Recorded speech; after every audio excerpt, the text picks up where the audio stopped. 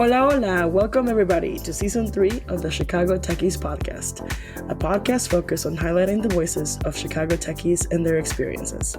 This season, we'll be hearing from seasoned entrepreneurs to rising stars making their mark. We'll dive into their triumphs, their challenges, and all their unique experiences that have shaped their journeys. I'm Ceci Fischer-Benitez. Thanks for joining us.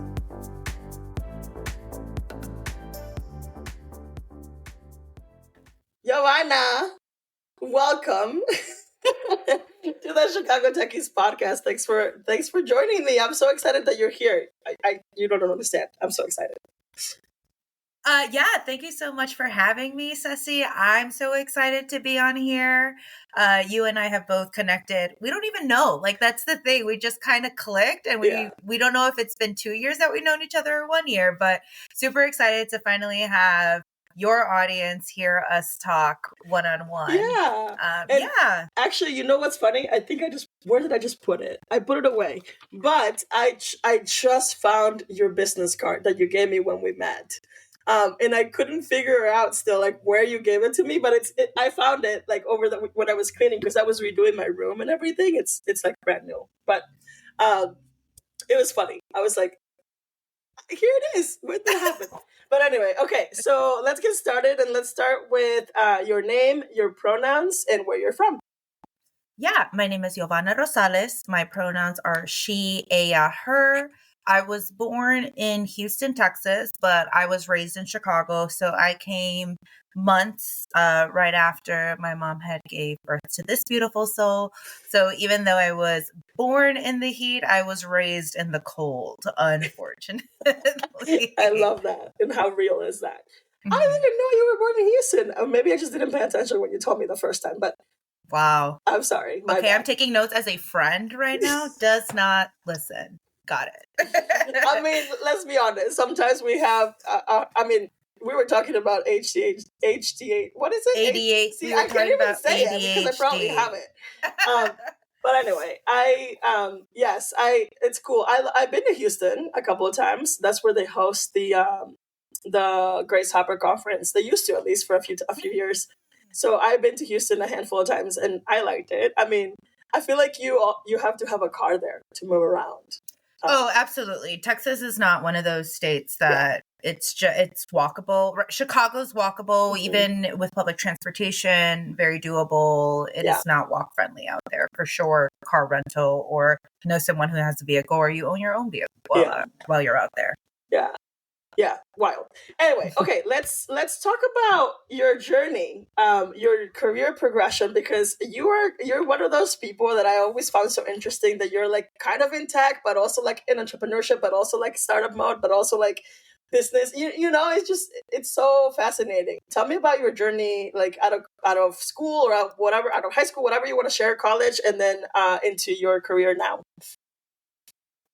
Right out of college, I graduated in 2008. So that was during our financial crash. Yeah. And it was a very scary time. And the first job I was actually able to get a job even before I had gotten out of college. So I had a job opportunity lined up, which at that time I was very, very grateful for, because again, the market crash was coming along. Mm-hmm. A lot of folks were losing their jobs at that time. And I don't know what the statistic is nowadays, but I know back then it was 70% of folks who graduated with a degree weren't even in the industry that they had graduated in. Mm-hmm. And that's what ended up happening to me. I ended up working at a underwriting company at a time where the housing market was just very volatile. And so I was just assembling a lot of paperwork at the time, knew that that's not where I was going to stay, but had to start paying off those student loans somehow. And so I was only there probably about 10 to 11 months. But during that time, I was doing different types of interviews. And one of the interviews I ended up doing was an informational interview. And I went to this marketing firm and it went great. The informational interview went amazing, to the point where they had let me know, hey, the Hispanic sector of this marketing firm is looking for account executives. We'd love to have you on board. And didn't see that opportunity coming out of that informational interview at all. And decided to take it. And so was in the industry inside of office corporate America, if you will, like in the trenches for 2 years, and then got let go because the company ended up going from private to public.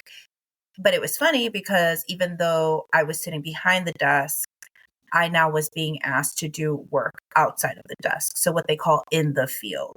And that's when my traveling journey really took off. Yeah. That's where I started doing a lot of trade show work. That's when I would travel 6 to 9 months out of the year. Wow. And it was great. I was in my early 20s. I was first generation. My parents gave me an amazing childhood, but there still wasn't as much traveling as I would have liked or as I would have loved or what I saw on TV. So it was my way of giving that traveling and that exploring and those new adventures and those experiences to myself while being able to travel for work. Fast forward however many years to 2020, pandemic hits. The first thing to go is the event space. Mm-hmm. So I ended up losing my job title as well as my compensation simultaneously without any foreshadowing or even seeing it coming through. And just like, if not all Americans, a heavy percent of Americans, I was very, very keen into believing that I was my job title and I was my compensation. And losing both of those without having a plan set or a plan B really took a toll on me because I lost my sense of identity. I lost my sense of self-worth. I lost, in addition to that, I ended up losing 2 friendships and lost 5 people within less than a year. And 5 of those folks that I lost were 16 hours apart from one another. Wow. So there's just so much loss and so much grief internally, externally, all of the above. And during the pandemic, just like everyone else, I was doom scrolling on Instagram at that time. And I saw this ad it was called a Latina entrepreneurship soiree. And I went and I had bought a ticket. And I remember telling myself, you're Latina, you're not an entrepreneur, but you'll figure it out once you're there. People will be nice. And sure enough, I ended up meeting an amazing soul while I was out there. Shout out to mi amiga Moira Osuna, who I'm still friends with. I just got to go see her and celebrate Halloween with her last year. So we're still really close. And she ended up opening up my eyes to another community called Mujerista. And she's like, I think you're going to love this space.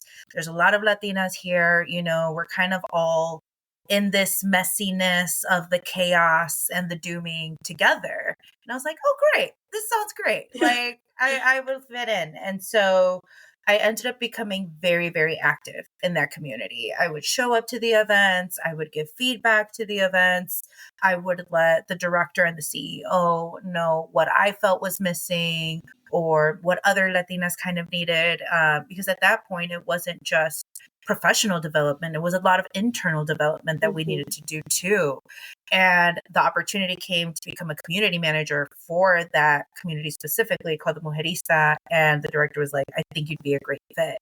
And there was even in that, there was a lot of mental hurdles for me because I had been in the event space for so long that I didn't realize that I could be community.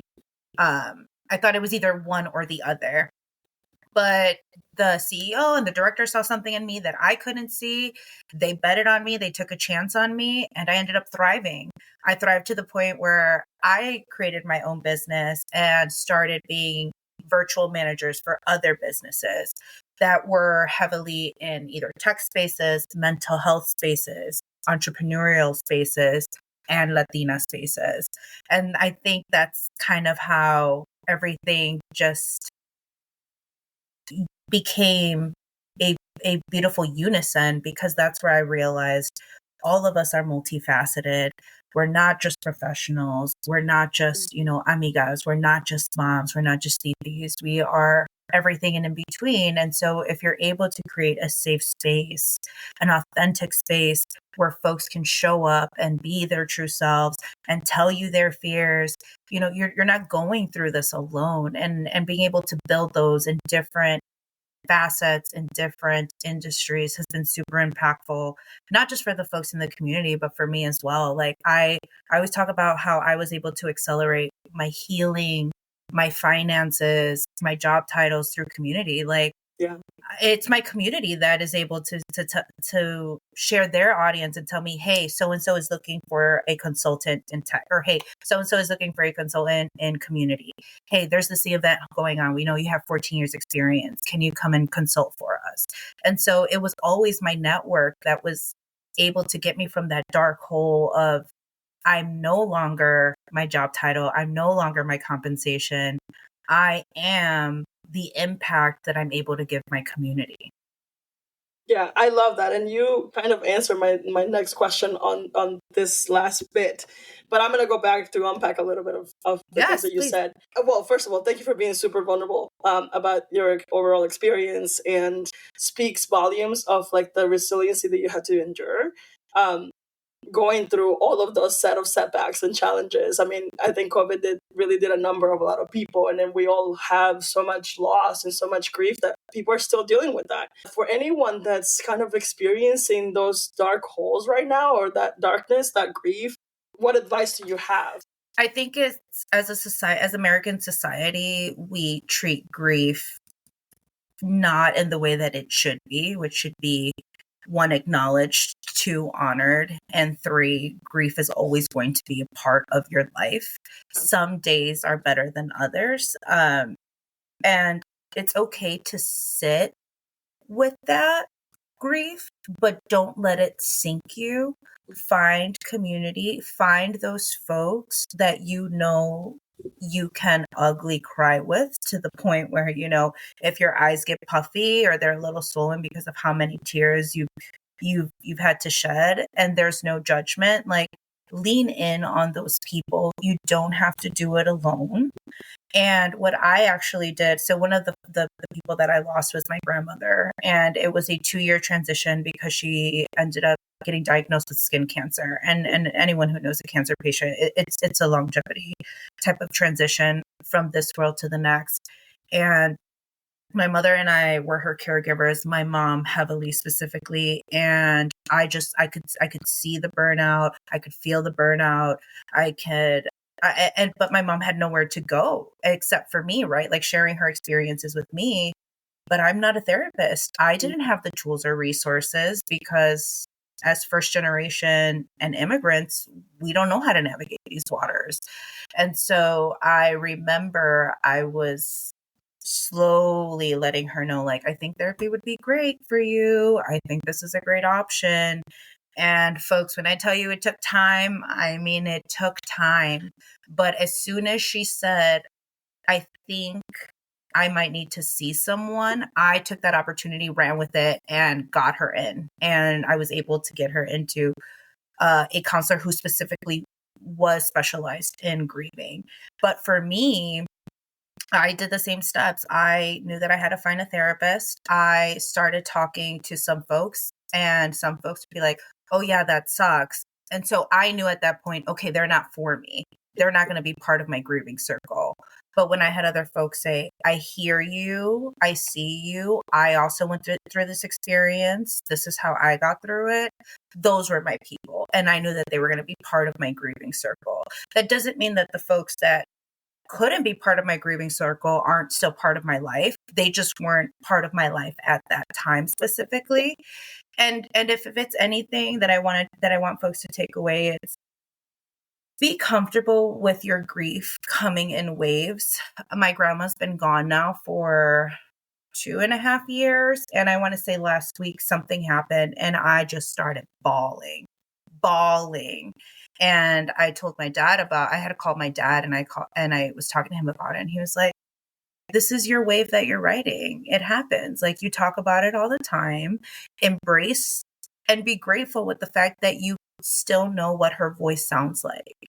that she is still reaching out to you, that she wants you to remember her. Like, it can be painful, but it's also so beautiful. And so, again, finding those people that you know are going to support you through the ugly, through the bad, through the hardships, and really let those folks in your life, because they will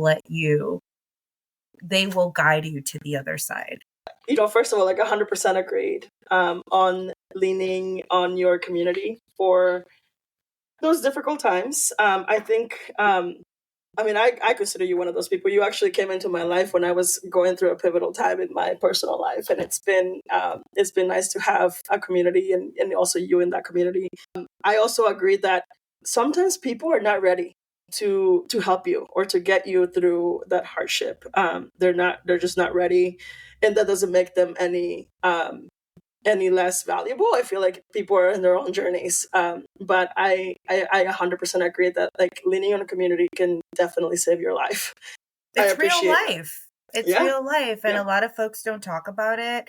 And it's something that needs to be talked about, because whether you're losing a loved one or a job, right? Or your job title or your compensation, like or friendships that have lasted longer than 10 years.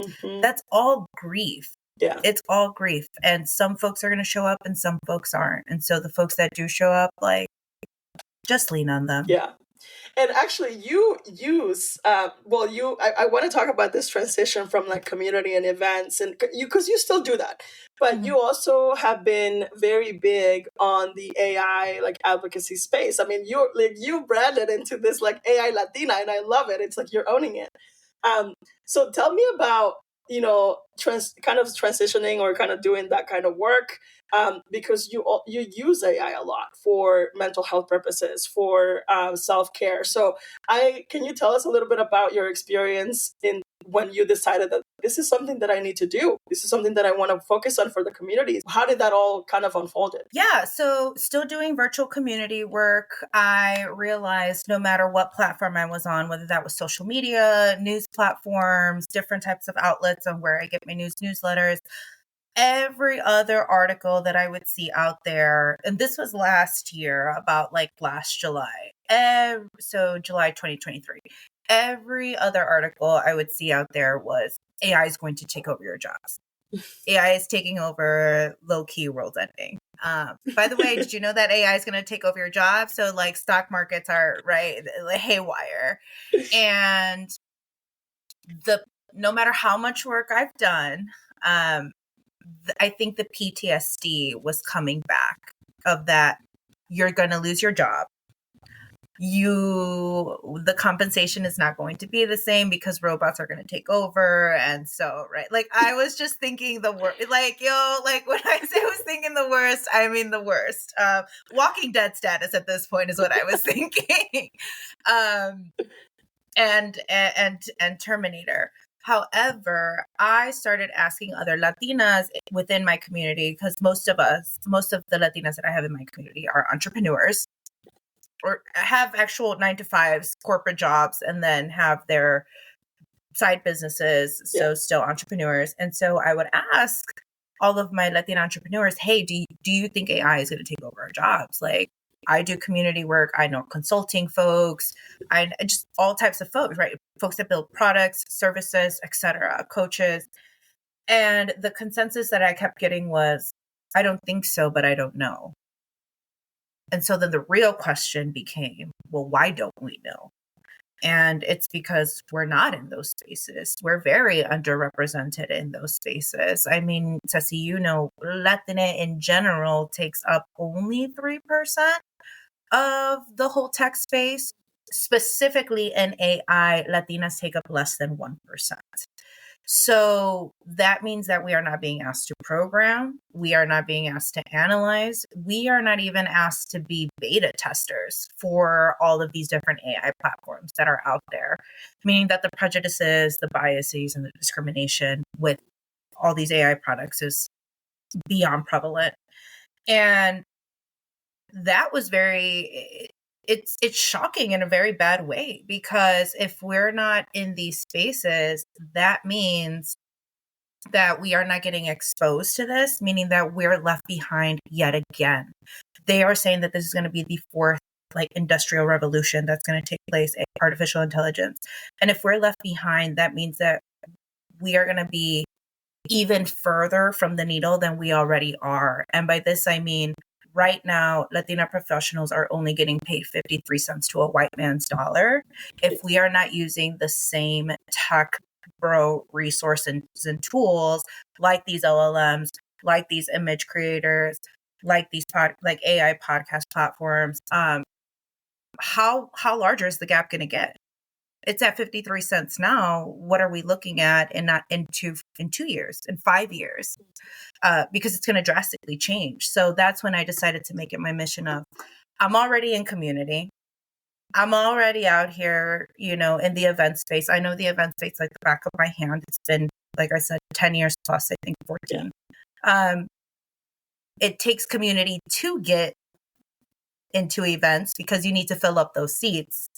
Let's start talking about the underrepresentation of where we are not, and let's educate our community in these events that will be created to make sure that they know, one, to leverage their professionalism and to be able to scale their businesses, but also to be able to be part of the conversation, to be able to give these women and this Latina community the confidence of saying, I do know AI. I can use AI. Yeah. I will use AI, and not be scared, right, to say to not know. I'm curious what you think now, a year later, from when you were listening to or reading all of those AI is going to take over your jobs, because in some ways it did happen. Right? Like for some, it's particularly like I'm thinking of Intuit, the most recent one that actually did say it. Like, AI can do this for us now, so we're gonna let go like this percentage of our workforce. Like, it's wild that there's no regulation there. That it's the wild, wild west right now. And it's very concerning that the United States isn't putting rules, regulations, guardrails like the EU is. They've already implemented. They're not that they're good to go, but they're definitely regulating, monitoring, having these rules, having these regulations, making sure stipulations aren't just passing by.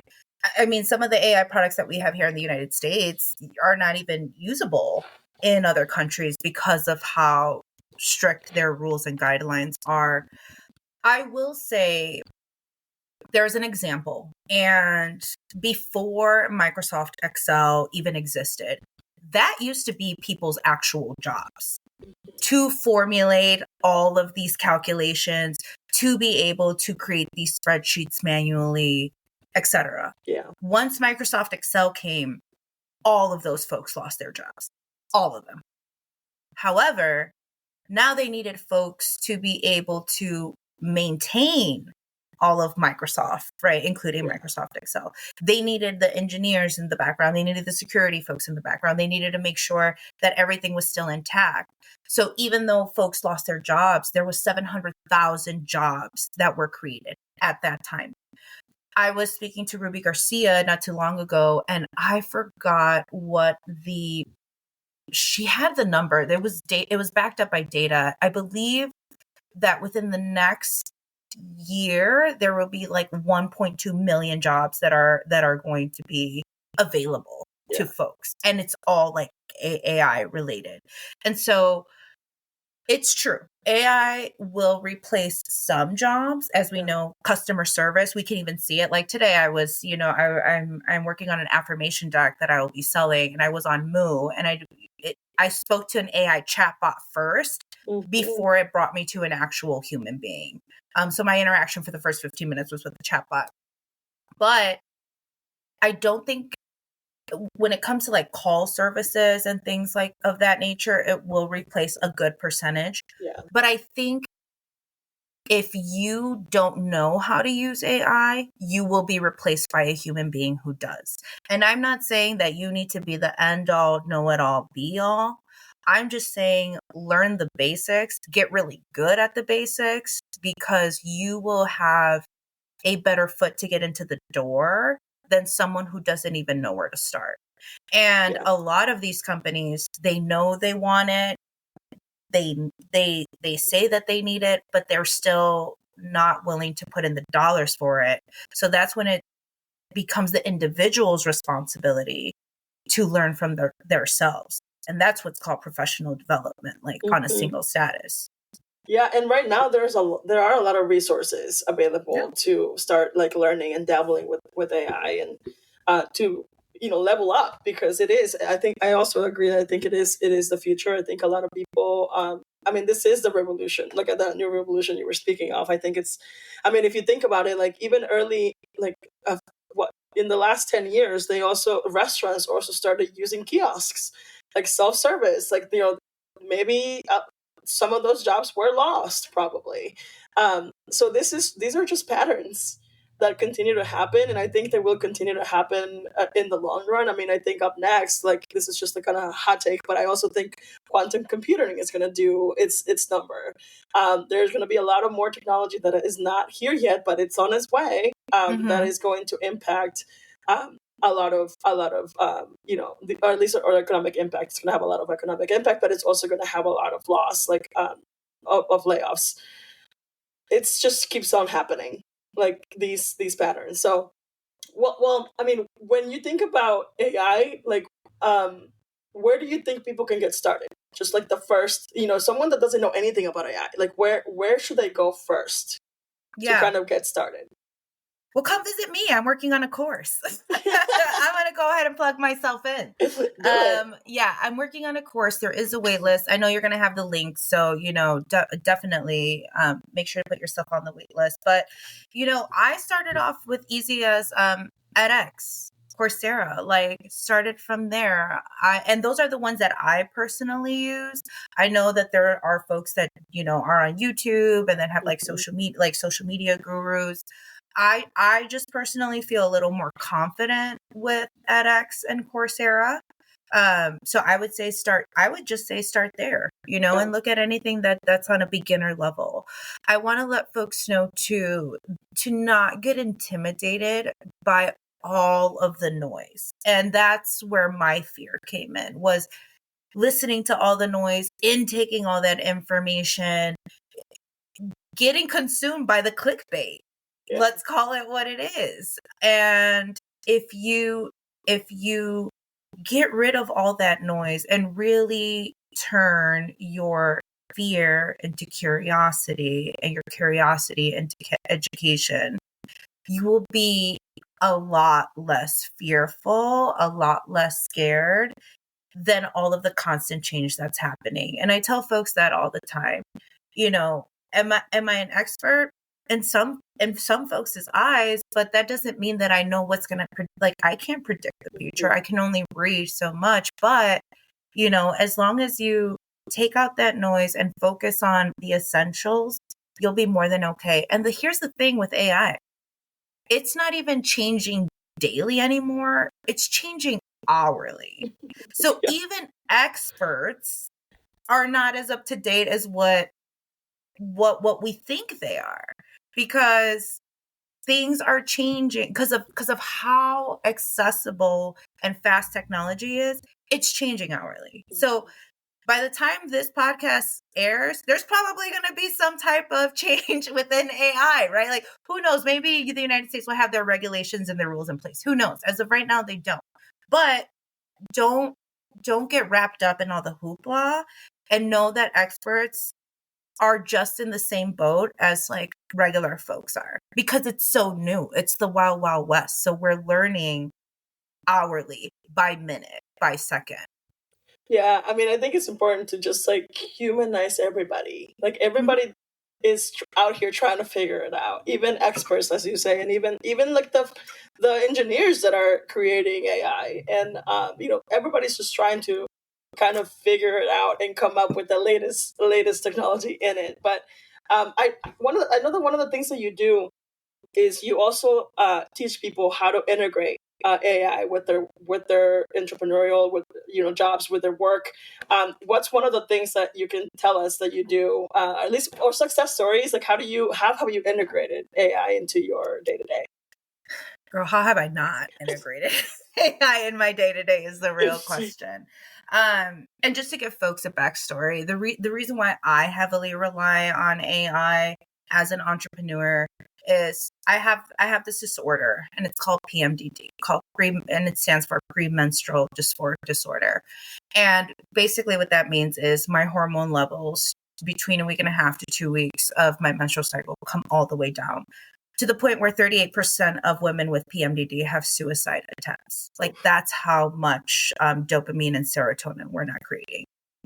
That means that my brain can't really function the way it normally should. So a lot of things, like a lot of my emotions and a lot of my logical thinking gets kind of like heightened to the point where I just can't function. And so being able to use AI has been able to help me sustain my business, because the 3 days and that's just the mental stuff. I haven't even talked about the physical of it all, of PMDD. So basically 2 days out of the month, I have to stay in bed. Like my body just physically cannot take moving. So because of AI, I'm still showing up, but I'm not physically there. Yeah. Right. So I'm able to create strategies for clients. I'm able to create email campaigns for clients. I'm able to create their social media calendar, right? Or teach them how to do it. And I'm able to give them this in a timely fashion because of the fact that, I said I was going to deliver this, I could deliver it. And being able to use this technology to not have me feel inadequate or feel behind on my clients' work, making sure that they're still, getting that the execution is happening, has been a game changer for me. So that's how I've been able to, me personally, leverage it inside my entrepreneurial journey, is using it to my benefit with the chronic condition that I have. Yeah. No, I love that. I also use it for several things. I have used it to help me with my gym workouts. I've used it to help me with spelling. As an ESL kid, you're not always the best at grammar. And or not just that. Yeah, or not just that. Like, I think, again, both of us are first generation, or I'm first generation. And I still at times don't think that I sound quote unquote professional enough. So like I know what my thoughts are, but sometimes I just don't know how to write them concisely. Yeah, how to frame them. So throw my thoughts into whatever LLM you want to use. Everyone has different preferences. By LLMs, I mean large language models. So we're talking about our Claude, ChatGPTs, Copilots, Geminis. And it does a decent job of being able to concise your thoughts and put them in an orderly fashion. And it doesn't make you less than. It's just sometimes you need help because your brain is working a lot faster than how you can type. Yep. Or how to put things in order, So I agree. I that totally resonates with me, Ceci, because I do that. And like, it's funny because I've even had this conversation with my dad and he's like, oh yeah, it totally helps. Yeah. Yeah, we are, I feel like right now, everybody in tech is using it for like their thought processing, for the, like, structuring, for framing, for like writing. So it's AI owns us right now.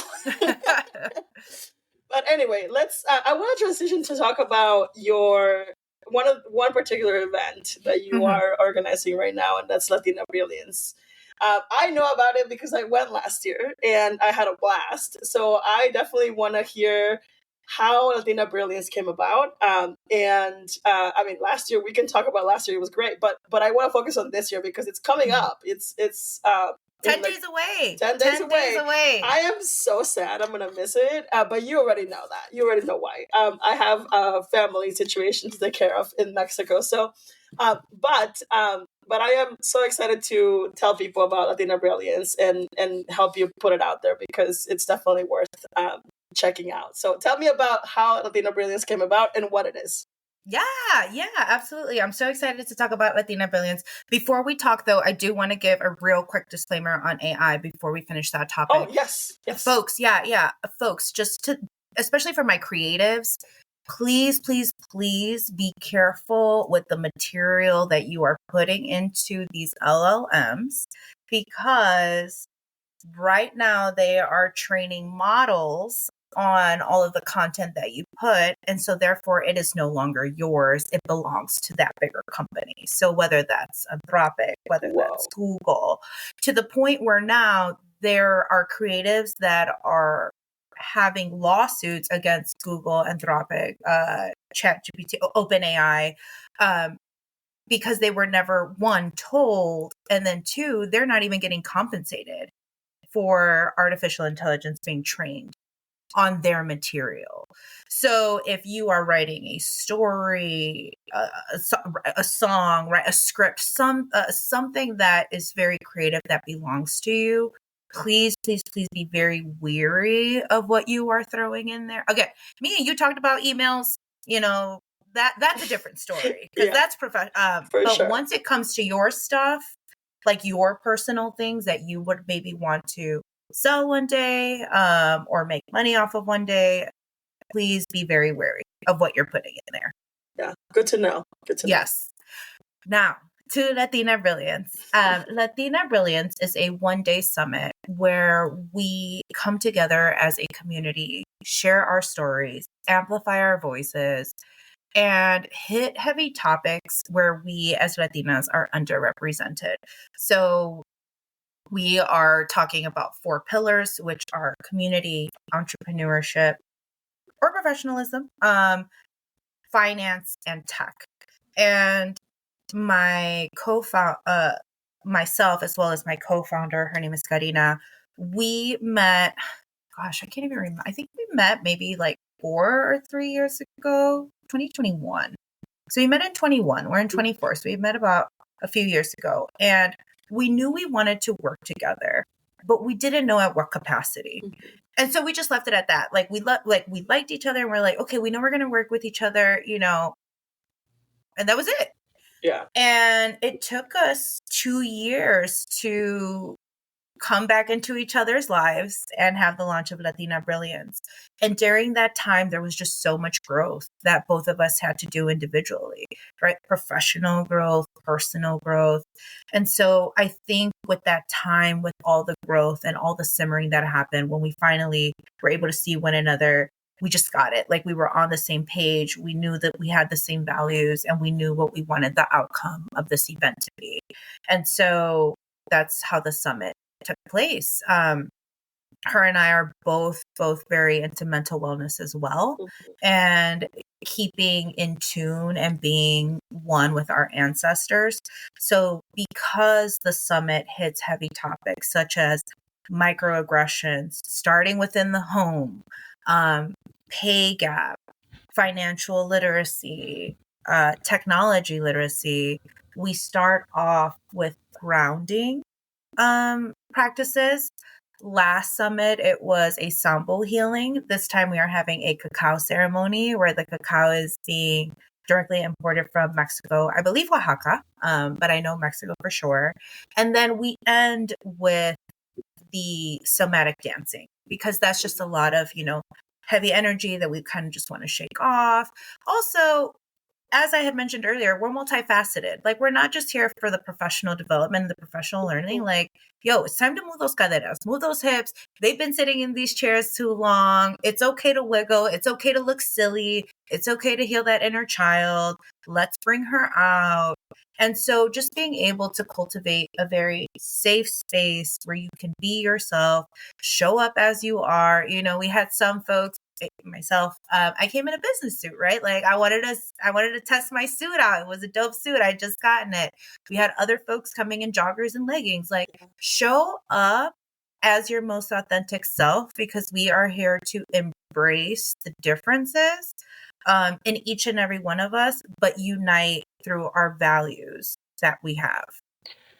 Yeah, and honestly, so I'm gonna share like my what I loved about it last Please. year, because it was one of the first summits that I felt like that I was able to merge everything, like of my multifacets, right? Like I was able to feel like I was in a group setting of people, like-minded people that like care about their healing, that cared about connection, and that cared about their like self-exploration.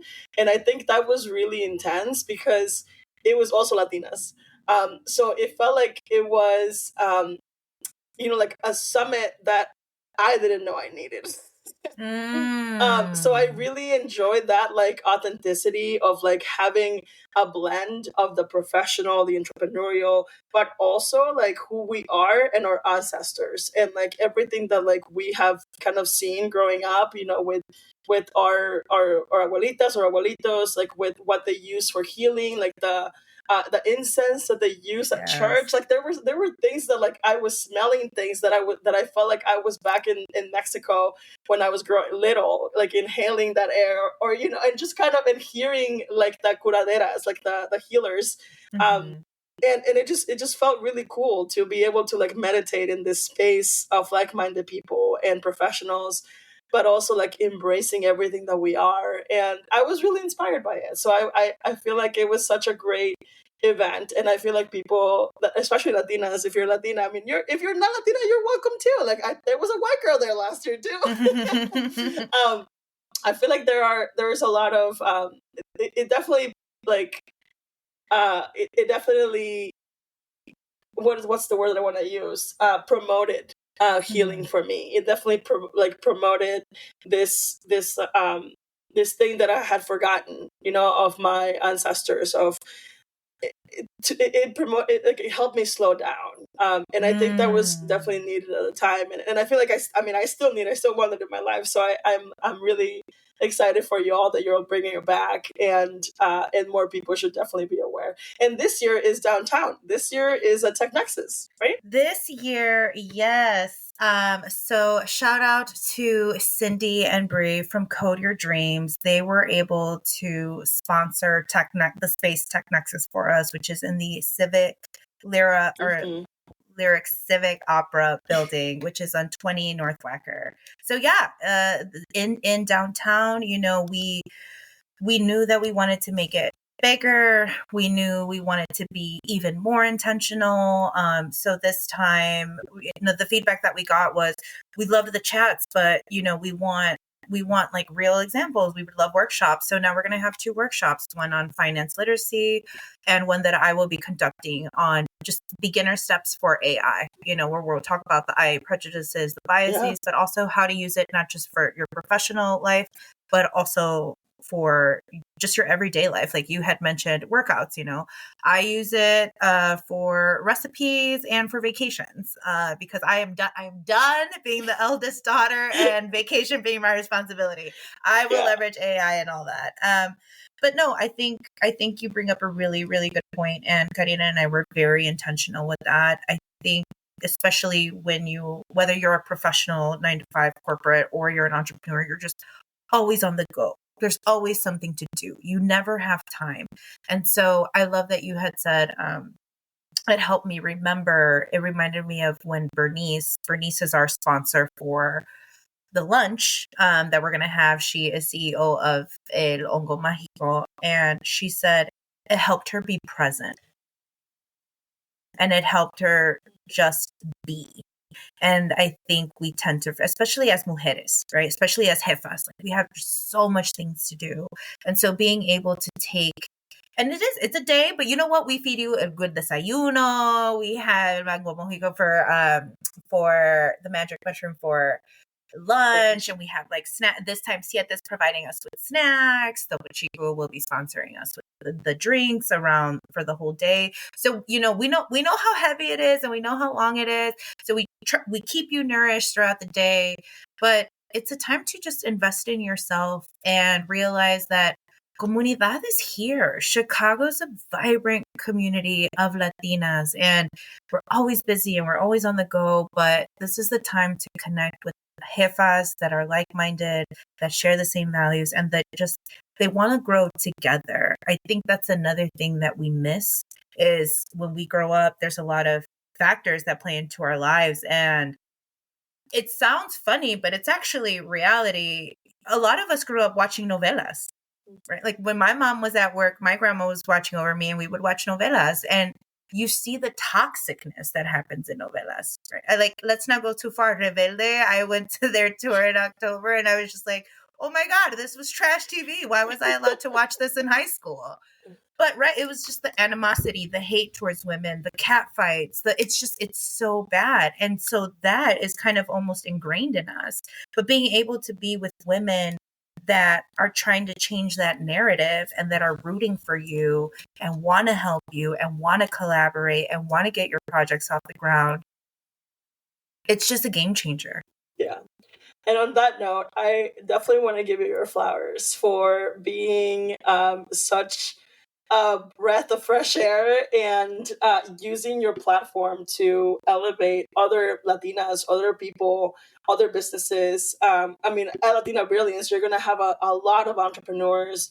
You're going to have a lot of businesses that are sponsors. So I feel like that in itself it takes a lot of work. And for you and your co-founder to do this kind of work, it's a lot. So commend you for that. That's amazing. Thank you for all that you do for the community. Thank you for educating a lot of the community members on AI, especially like the older folks that are, that don't really know, but I want to learn.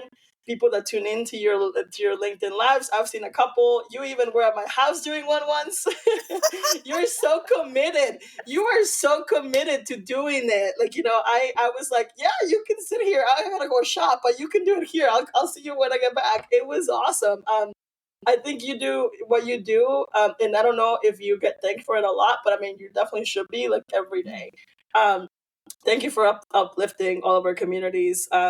But so before we start wrapping up, like I'm curious about, well, first, everybody should go to Latina Brilliance. I endorse it. Please go. I'll definitely do a LinkedIn post about it too later from Chicago Techies and from mine, because everybody should be there. And now I'm curious about your future. What are some of your potentially future goals? Like any of your hopes and dreams that you're interested in learning more about? Like, what does Yovana want to do, or what is she curious about for, a next adventure? Yeah, Yovana's curious about a lot of things, and that's and that's right, and like that's what life is, it's just keeping curious. But for Latina Brilliance, it's funny because we've already gotten the feedback, and we're like, jefas, it's only summit number 2. Wait for us. Mm-hmm. We got time. We're going to get there. But Latina Brilliance, we'd love to see it be a retreat. We'd love to do a weekend getaway, and let's have one day professional development, and let's just have one day of self-care, and let's really bond and unite, get in tune with our ancestors, get in tune with ourselves, really look into it. And I think that'd be an amazing experience. I think all of us deserve to get out of the mundane or get out of the chaos of everyday life and be intentional about leaving, learning, reciprocating, and just growing. As Latina women, we're so powerful, we're so strong, and we have so much ancestral wisdom, and we forget to tap into that. So I would love to see that in a few years. For me, what I'm personally working on, mental health is a huge thing for me.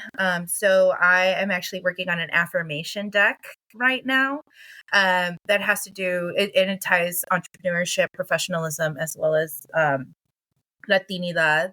I'm literally working on it right now. I was working on it before this podcast interview, and so I'm really excited. I will be launching them actually at Latina Brilliance. So again, Ceci, I know. Fun. Look at all this. We're unveiling secrets in this podcast. I'm also working on AI empowered visualization meditations. And they're all going to be of different categories. I have 11 different categories. The ones that are in production right now is how to embrace our natural belleza. I think we forget a lot about that. And so how to embrace that how to embrace being a leader.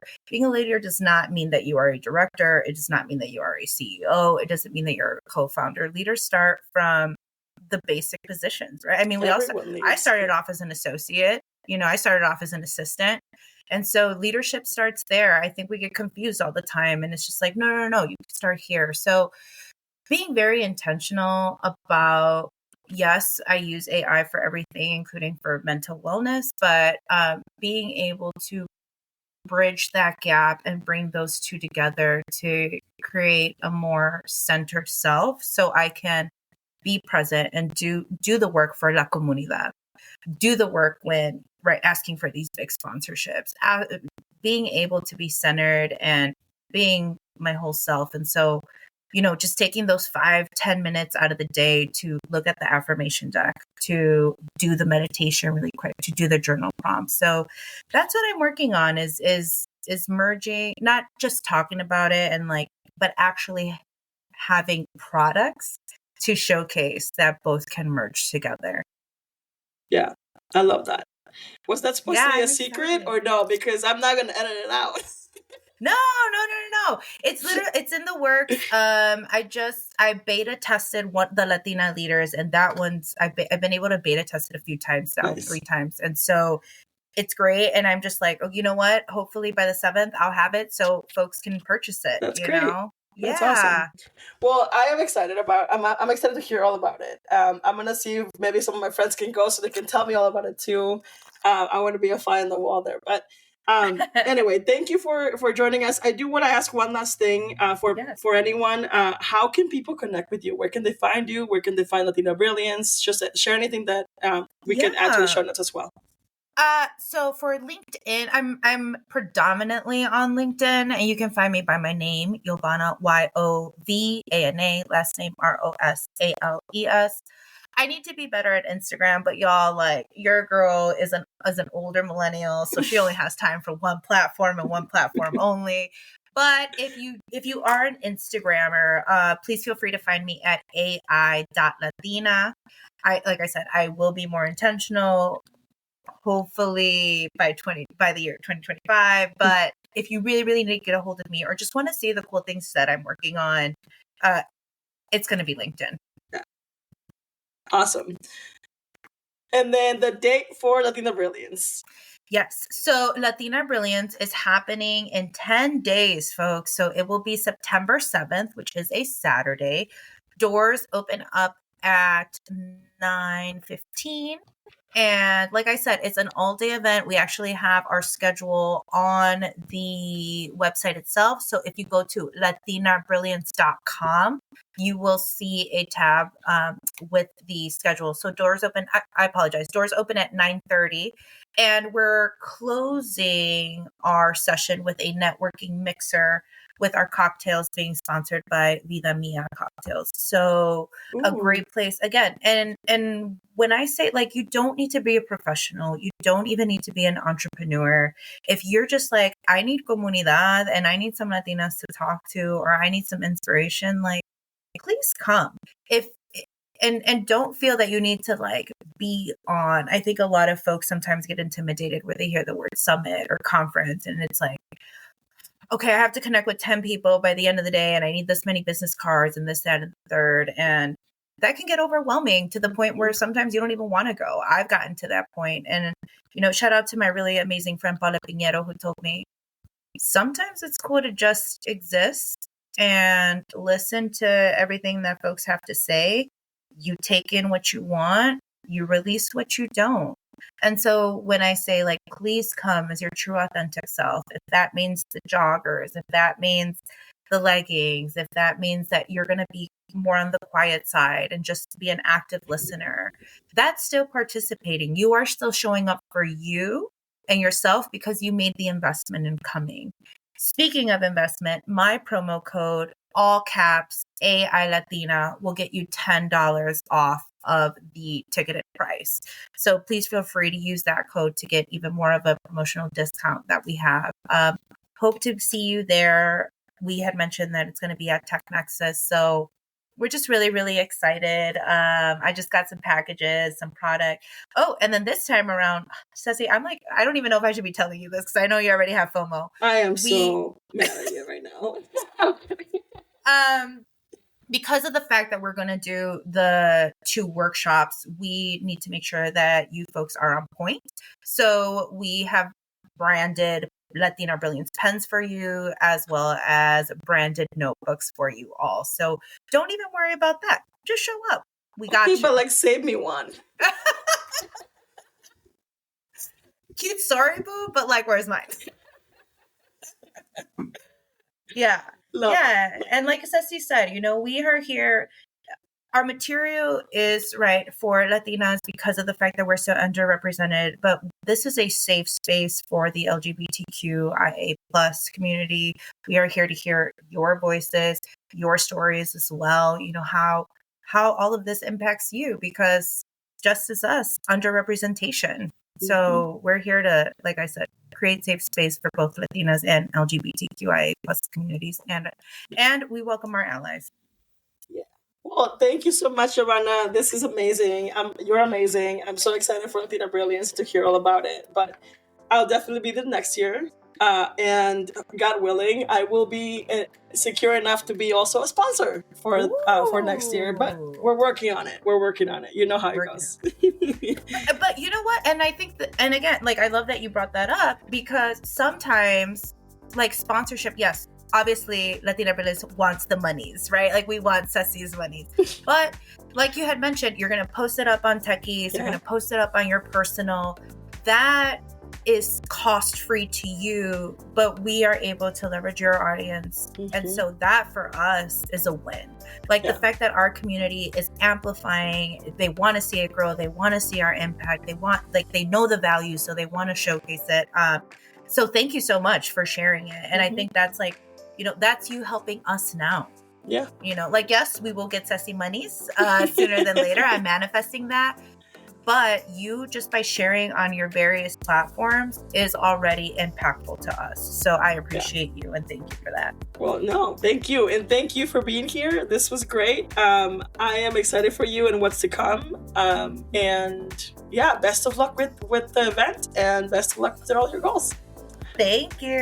Thank you, Yovana. All right. Bye, everyone. Bye, y'all. Thank you for listening to this week's episode of the Chicago Techies podcast.